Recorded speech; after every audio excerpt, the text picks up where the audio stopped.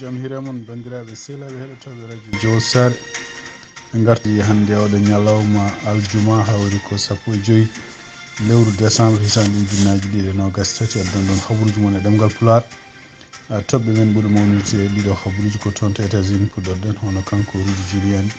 ñawore makko yani tan hande toon to Georgia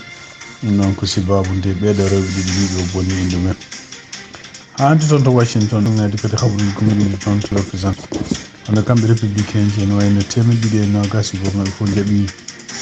jaɓodiri wodde pour wonde empêché kanko Joe Biden man ƴeew ruttitade hen ƴeewde holle ɓeɗo henne surtout wonde état ji ɗi ganduɗa hawnaki yimɓe ɓe représente ɓe beelaka oɗo empêchement habaruji men international manam en toon to Israël walla to Palestine hono kamɓe Israël ene wayno ɓeɗin continue haare mabɓe oɗo saaha joni hande wiya kadi ɓe mbawi yimɓe mabɓe kamɓe koye mabɓe habaruji men international mano en toon to Ukraine ono kamɓe Russie e Ukraine ɓen berlodira kadi continue berlodirde ko fate dronaji ma en jaa toon to Niger ɓe ƴeewen kadi ko cour mo CEDEAO haali tribunal mo CEDEAO haali ko fate kanko ancien président Mohamed Bazoum ma en ƴeewa kadi ruttade toon Sénégal ƴeewen holko woni habaruji cakkite ko fate kanko Ousmane Sonko ko ɗum woni titre men ɓurɗo mawnide oɗo journal ma en gara détuji muɗum joni joni ciftiɗon toon hande ko aljuma 15 lewru décembre hitande ujunnaji ɗiɗi nogas tati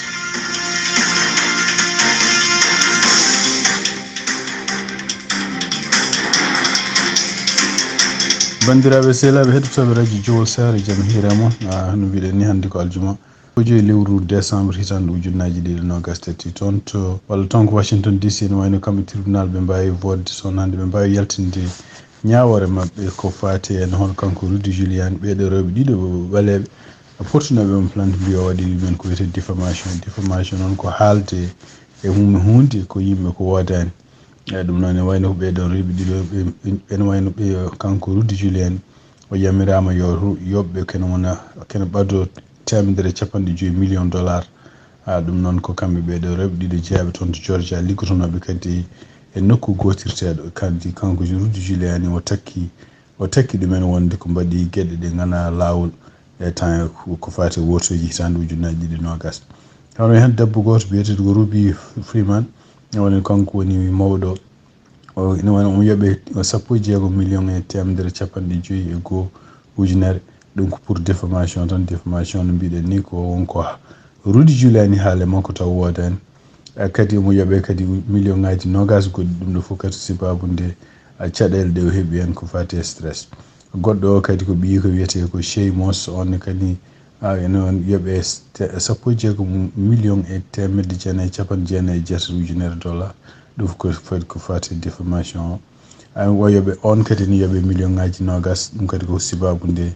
stress mo dañi hen kadi jury o ene wanno jury o ko yimɓe jaaɓi kadi fawde kanko Rudy Giuliani 75 million ɗum ɗo fof ko sibabu nde punition pour haaluji ɗi moƴƴani ɗi o haali ɗum noon firti ko kanko Rudy Giuliani ono wayno mo yooɓe on fawa omo foti yobde toon to guila ɓeɗo ɓe takkuɓe mo ɓe ha e tribunal ken won $150 million kanko Rudy Giuliani caggal nde ɗum ɗo yaltinde hen wonde o haali o wi wonde ko ñaawo oɗo ko debbo o wi ene wayno ko ñaawo o henna kañum hoore mum ene jogui anni e yidde sogdemo walla yidde tampindemo ko ɗum waɗi yamirani hay kanko hoore makko yo addu kala gueɗe ɗe ganduɗa ene wawi hisnudemo e ɗeɗon e ko takka ko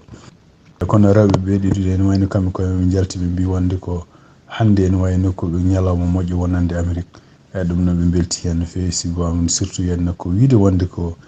tribunal holli wonde ko kanko Rudy Giuliani o tooñi e kadi o fawama kalis ɗum ɗo fof ko hawnaki ma wonan leçon yimɓe wonɓe aroɓe ko fate hen wadde ɗeɗo gueɗe hande toon to Washington hono kanko président Joe Biden o gandi kamɓe républicain ji ɓe ƴefti décision ɗum noon ko wodde ñande alhamis ɓen ɗo hen pour wadde yamirde wonde ko kamɓe républicain ji ɓe continue wadde empêchement walla continue wadde enquête ko fate kanko président Joe Biden ɗum noon ko takkano wiya wonde ko ɓii ko biyeteɗo Hunter Biden e nden kanko nde woni vice président nde temps Obama to hitande ujunnaji ɗiɗi e jeenayyi ha hitande ujunnaji ɗiɗi e sappo e jeeɗiɗi ene wayno o walli oɗon Hunter Biden heɓde business aji kalisaji ummade toon to Chine e ummade kadi toon to Ukraine ɗum ɗon noon ne wayno kanko président Joe Biden ko jettu ɗum ɗon e kadi ɓe gaddani ha hande ɗo tugnade kadi CNN ko haali ɓe gaddani hay kayit goto ko low ɗum ɗon ɓe gaddino seedeji kono noon seedeji ɗi henno doole hen ɗum ko guila e ceeɗu mbi wonde ko ala fof koɓe gaddi ɗo henno joni kene yona wiya wonde ko ɗum ɗo Joe Biden foti empêchede ko wawi wonde fof ene wayno ko kamɓe 220 ko républicain fof ɓe mbawi kamɓe fof rendude ɓe voti pour wonde enquête yo fuɗɗo kono noon ko famata ene wayno ko hakke 17 mabɓe oɗo saaha joni ko yimɓe tan ko joguiɓe kullol alay saago tan no vota kono noon ene wayno ko goni koye nokkuji hawnaki oɗo vote ma addan ɗumen caɗele ene wayno hen goto debbo biyeteɗo Kim o kanko toon koto Californie woni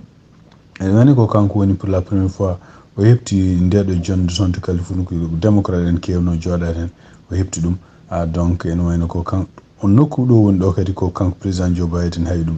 ene wayno donc yimɓe constituant ji makko nene puɗɗi ñaññude oɗo saaha joni e kadi campagne ummama pour contre makko pour woteji garoji hitande 2024 hawnaki pour beele ɓe ƴeewa heftude place makko e kanko noon e konngol ngol jaabi o wi wonde ko ha hande mo udditi haqqille makko bon donc o rewata tan koko lawol wi kala ko yiyani ko kene famni o wawata jabde ɗum ɗon ko ɗum woni ko haala ko wawi wonde fof ene wayno ko neɗɗo goto ummi toon campagne contre makko wi wonde ko kanko Kim o wondaka wadde ko yimɓe nelduɓe mo toon ɓe mandaji ñaguimo yo wat kono waɗa tan ko président walla ancien président Donald Trump holko yiɗi Donald Trump ene wayno haalanno toujours ko kanko président Biden yo waɗa empêchement kabaruji e ɗemgal Pulaar e radio Jawol Sare habaruji men international puɗɗorɗen ko toon to Palestine e tunnade kadi ko Al Jazeera reporti hono journaliste goto walla ko caméraman liggantonoɗo Al Jazeera biyeteɗo Samira Abu Dabda en wayno o warama hande ñalawma ɗum noon ko Israel naɓe mbari musiba caggal nde ɓe mbaɗi attaque toon to wuuro wiyetego Khan Yunus ɗum noon en wayno ko kamɓe Al Jazeera ɓe porti plainte ɓe mbi wonde ko ɓe mbi wonde ko Israel kañum woni responsable pour warde oɗo en biyeteɗo Abu Dabda tugnade kadi habruji gomriɗi toon to Al Jazeera ɓe mbi tugnade e Al Jazeera ko haali ɓe mbi ko oɗo baraɗo ko kañum woni ko babiraɗo oppuɗo sukaɓe taso ko kañum woni 57 ɓiijo journaliste palestine najo baraɗo tugui tan guerre no fuɗɗi nde guila 7 octobre ene wayno Al Jazeera kañum hoore mum oɗo saaha joni wi wonde Israel ko kañum woni responsable pour warde oɗo biyeteɗo Abu Dabqa e kadi namdi communauté international foof e surtout henno cour pénal international yo ƴeewo action ko jiida e ɗum ɗon hono kanko représentant palestinaji gonɗo toon to Nations Unies kanko hoore makko haali wi wonde hankkadi bonni foti hadde ɗo en surtout caggal nde oɗo journaliste wara toon e ɗum noon ko o haali ɗum koto Nations Unies ko jiiɗa ɗum kamɓe Israel naɓe kadi ɓe mbari kam yimɓe mabɓe tato hande ɗum noon ko yimɓe ɓe ganduɗa nangganoɓe ñande 7 octobre tugnade kadi no Israel mbino wayno ɓeɗo natti e nokkuji ɓe donki heftidehol kañum ɓe pelli ɗumen finalement maayi ɓeɗon noon ko sukaɓe ko yimɓe sagataɓe tato kañumen finalement ɓallumen nawama Israel ɗum waɗi oɗo saaha hande yimɓe seppoji nana seppo toon to Israel pour wiide wonde ko Israel yo watta yo haaju mum won artirde yimɓe naggaɓe ko wona wadde goɗɗum ko wawi wonde fof ene wayno oɗo saaha joni hono kanko gouvernement mo Benjamin Netanyahu wi bargol ɓeɗo yimɓe tato taw ko Israel naɓe nangganoɓe toon to Palestine walla toon to Gaza ene wayno ko erreur ko wawi wonde fof ene wayno hande ɗo jartan ɗo ene tugnade kadi ministére toppitade ko fate cellal toon to Palestine mbi ko noon 17,797 neɗɗo Palestine naji warama tuggi toon guerre on fuɗɗi nde ñande 7 octobre toon to Russie e tugnade kadi habruji gomriɗi toon to média gonɗo to Moscou ɓe mbi wonde ko kamɓe Russie naɓe mbawi fellude walla samminde ken wona 26 drone ɗiɗon ko drone naji taw Ukraine naɓe berlino ɗumen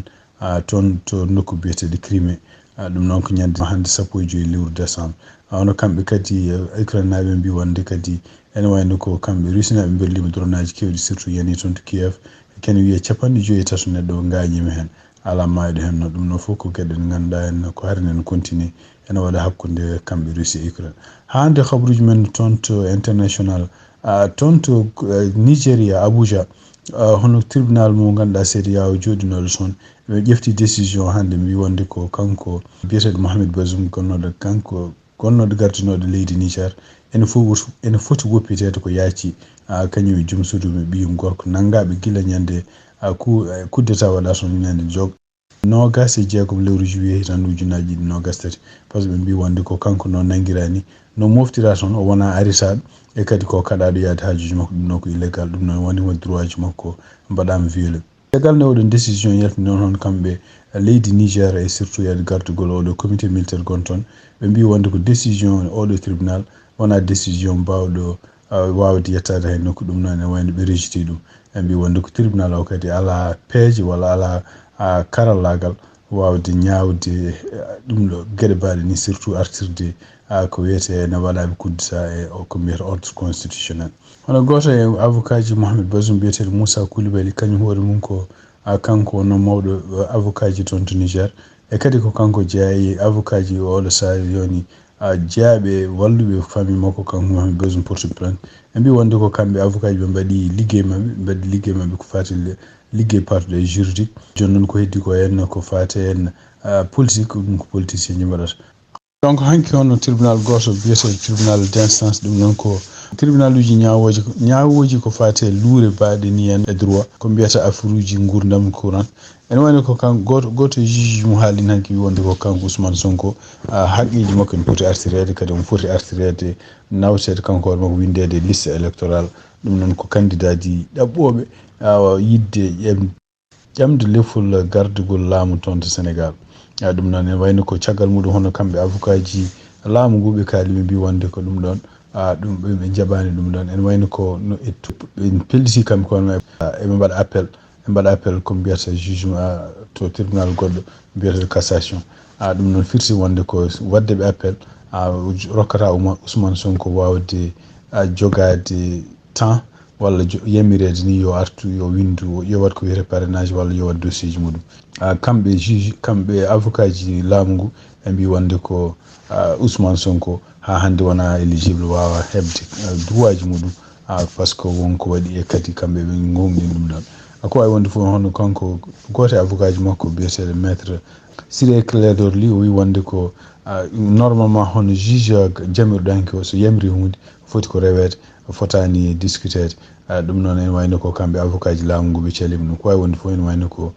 kanko Ousmane Sonko hande ene wayno ɓiltaki kadi ene wayno oɗo affaire ma ƴeftu temps juɗɗo en hawnaki tumnade kadi journaux ji kewɗi Sénégal ko wayno Sénéweb en ko wayno